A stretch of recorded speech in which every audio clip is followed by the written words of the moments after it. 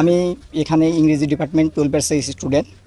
তো আমাদের এখানে যে ঝামেলাটা হয়েছে, এখানে অ্যাকচুয়ালি আমাদের কর্মসূচি ছিল অবস্থান কর্মসূচি। আমাদের উদ্দেশ্য ছিল আমরা মডার্নে গিয়ে অবস্থান করব। কিন্তু আমাদের যে এখানে ছাত্র সংগঠন আছে, তারা আমাদের আগেতেই জানিয়ে দিয়েছিল যে অবস্থান, ছাত্রলীগ ছিল এখানে। তো ওরা আমাদের জানিয়ে দিছে যে এখানে হচ্ছে আপনাদের অবস্থান কর্মসূচি করা যাবে না, আপনারা হচ্ছে পদযাত্রা করেন।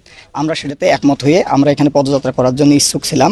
কিন্তু তারা পরবর্তীতে আমাদের আরও ফোর্স করে, আমাদের যে সবার সাথে কথা ছিল আমরা হচ্ছে পদযাত্রা করে চলে আসব।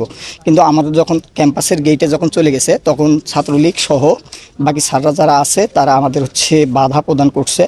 স্যাররা অ্যাকচুয়ালি যখন সামনে আছে, তখন পিছন থেকে এবং তাদের যারা তৃতীয় পক্ষ ছিল তারা স্যারের উপর আক্রমণ করে সেই দায় আমাদের সাধারণ শিক্ষার্থীদের উপর চাপানোর চেষ্টা করছে। এই রকম যে আন্দোলন থাকে, সেই আন্দোলনগুলোতে বরাবরই তৃতীয় পক্ষ ঢুকে এবং সাধারণ শিক্ষার্থীদের উপর